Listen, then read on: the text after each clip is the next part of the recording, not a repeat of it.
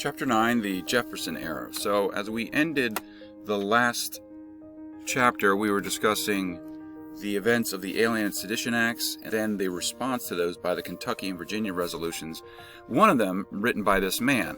So we're heading towards the election of 1800, and John Adams is planning on running for re-election for the Federalist, and Jefferson will be running for the Democratic Republicans.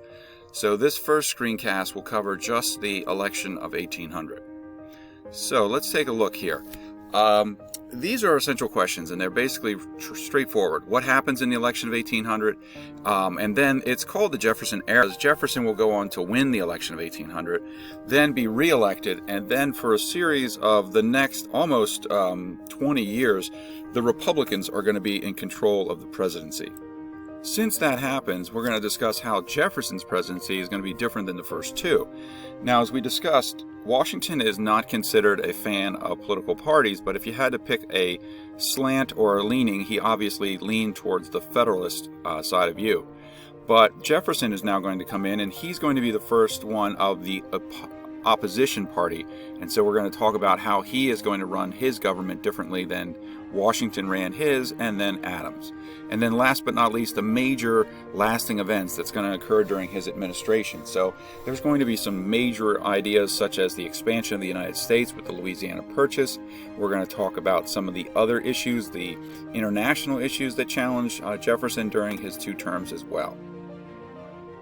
So the election of 1800 is our first disputed election. We remember the first two elections of Washington are pretty much unanimous, so there's not a lot of interesting intrigue that goes on. But the very first one that occurs without Washington, we remember the 1796 election, was kind of messed up because you had people from opposing parties in the two highest offices in the land.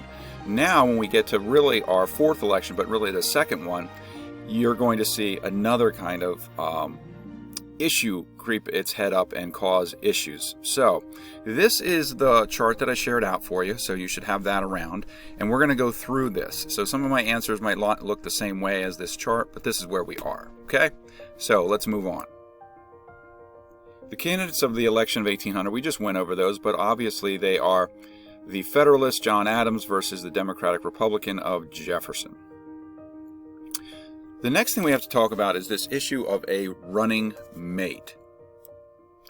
Now, a running mate, most of you can figure out a mate is another name for a friend or a pal. And so what we have to understand when we talk political issues and we say, oh, this is this person's running mate, that is a person that is running with the person in the campaign as a teammate or a partner. So in our most recent election, the running mate for Joe Biden would be Kamala Harris. And so obviously the incumbent president was Trump, and he had his running mate who was the sitting vice president of Mike Pence. But in this election, here is the running mates that we should know. So on your chart, this is a man by the name of Charles Pinckney. He's from South Carolina. His name might sound familiar because we had discussed another Pinckney, but there's a lot of Pinckneys down in the Carolinas. So this is the running mate for John Adams. He was actually his running mate back in '96, but we know how that went. The running mate for Jefferson is a name that many of you recognize, and his name was Aaron Burr. He was a New York lawyer, and many of you know him from the play and the musical Hamilton. So the two sides in the election are Jefferson and Burr versus Adams and Pinckney. So we move in, and we are going to discuss these ideas of how campaigning was similar and how campaigning was different. So I asked questions in class of were there negative ads? Well, obviously there's not TV or radio or internet, but there were negative positions and there were attacks on each other. The way that would have occurred is different than it is currently today. On your sheet, you'll see in the upper right hand corner, I ask about the different charges or accusations from one party to another. And so the very first one was, what's the charge against John Adams? And there was a lot of bad personal attacks on him, attacks on his weight, attacks on, him being bald. Some people even called him toothless. So there was a lot of personal attacks. But the main attack was that since he was such a great supporter of Great Britain, his administration would somehow install a monarchy. That was the ridiculous claim by the other side, the Republicans. So when we hear these accusations, even today, we have to sort of understand that they're kind of making it to the extreme to get your attention. On the other side, we have to talk about this, where those attacks were made. They're made in the newspaper, and so they went after Jefferson and they called him, the Federalist, godless. And the reason they called him godless, no, not that he was an atheist or didn't believe in God, is that he did strongly support the idea of freedom of religion. Jefferson had grown up in colonial Virginia, and during the days of it being a colony, there was an official religion of the colony of Virginia. And so he and his father had to pay taxes to support the official religion of the colony, and he felt that that was an infringement on his rights. And so when the Constitution was created and then the Bill of Rights added, he was very much a proponent, a supporter of the idea of freedom of religion. But if you take freedom of religion to its ultimate end, some people have said, well, you can believe whatever you want. Well, some people say, well, maybe you can believe that there is no God, and so that's why they accused him of being godless. Getting more into the idea of comparing it to today, you have your, the elephant being the Republicans and the donkeys being here. You could sort of see how things are the same. Do they make speeches? Well, not really. The candidates today obviously make numerous speeches all over the place. And they also, they travel. So you can sort of see, President Trump traveled on Air Force One. President-elect Biden, he of course had a plane, he even had a bus. So the idea is that travel was an important part of the idea of the political process today. Now, two questions we have to ask is, how was this different in 1800, and then why was it different? So let's get into that. The first issue, candidates did not travel, okay? Simply put, they just did not travel. The other question, candidates did not give speeches. I know I've kind of flipped this, but candidates actually had their friends write to newspapers, influential business leaders, influential politicians in various states, to write to newspapers and have those newspapers that were friendly to that candidate's supporters or positions would post those as opinion pieces and try and influence the public's opinion. So now we're going to discuss why. So why don't candidates travel? Well, we'll get to that in a second. But basically, if you look at this is even a little bit more further advanced than the 1800s. The reason that they don't travel is simply about mode and method. Travel is on horseback, travel is in coaches. Coach travel is very slow. As you see, 10 to 15 miles a day was basically average. And of course, there's no real network of roads. Even the roads that you know today are pretty much like 50 to 60 years old. The interstate highway system was created and built after World War II. Prior to that, it was pretty much states built their own roads. There wasn't like an interconnected system of state-by-state travel until after the Second World War. So the reason why they didn't travel back in the days is that it's very slow. You're not going to get very far. Today, of course, we have modern travel where presidential candidates can be in several states all in one day. So the idea is it's allowed us greater flexibility in the way that politicians reach the people. The other issue was about giving speeches. So how they were different. Well, back then, it was considered in bad taste for you to openly campaign for yourself. It almost looked like you were doing it reluctantly, but you were doing out of a sense of service to the country. So the idea of you saying you wanted it seemed to be too aggressive for them. So in retrospect, others spoke in support of you rather than you going out and doing that. Obviously, that's changed over time, but this is the way it was back then. So in the election, this is how it goes in the Electoral College. Jefferson, he ties actually with his running mate.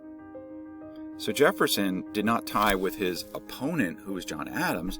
He tied with Aaron Burr, who was his running mate. So let's talk about that. If you look here, you could sort of see that Adams wins the Northeast or the New England area because he's from Massachusetts, but Jefferson controls most of the southern part of the country. So how could this have happened? Well, the Constitution did not actually have separate elections.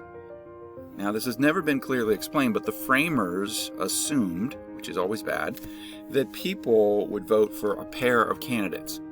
Now, I'm not really sure how you're supposed to organize your candidates and say, okay, you're all with me, but let's split you 60-40 or 70-30 down the middle, and you're going to vote for the main guy, and the other ones you're going to vote for my running mate, so we both get in together.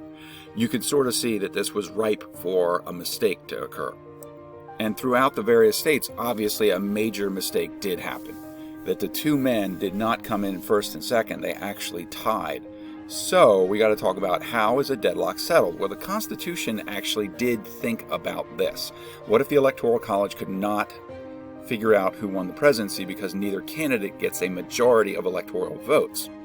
So what happens is, in a deadlocked election, that election then goes to, meaning it's no longer the Electoral College, it goes into the Congress, and more specifically, the House of Representatives will decide the president.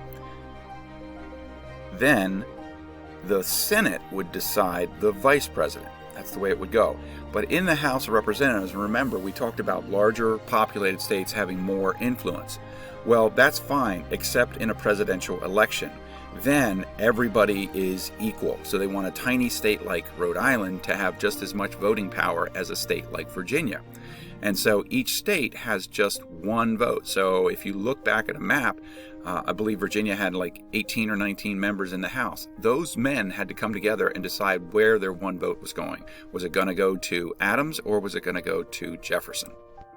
So when it goes to the House, you would think they'd make quick order of it, but that's not what happened. In the House, there were 35 tied ballots. This kind of election, I believe, drug on for more than about 3 days. And each time they voted, it tied between all the various states. And so finally, one man's influence is going to settle that, and that man is none other than Alexander Hamilton. Hamilton is not an elected member of Congress, but he is what we call like a power player or power broker, meaning he has influence over Federalists throughout various states. And so what he decides, and if you watch the video that I told you to watch, they mentioned that Hamilton did not like Jefferson because of his beliefs, and that was something that stuck with him. His principles he felt were wrong. But in regards to Burr, he didn't believe he had principles. And so what happens, Hamilton, a Federalist, helped settle an election between two Republicans because he felt that he disliked Jefferson, the politician, but he hated Aaron Burr, the man. On your sheet, I ask you how they eventually fixed this situation permanently so it can never happen again. And since it was part of the Constitution, the only way to fix it is to have an addition put to the Constitution to fix it. And so in the 12th Amendment, that was passed that made separate elections for president and vice president, so it can never happen again. So technically, when you vote for president, one goes into the presidential candidate's box and then one into the VP's candidate box. So it's separate elections, so that can never have a person almost be elected president who was not running for the office. So I'm going to finalize this and just put up the next one, which is pretty close to what you guys have. And you can stop the presentation and just make sure that your answers at least have these parts in them. And that's where we're going to come to an end with the idea of the election of 1800.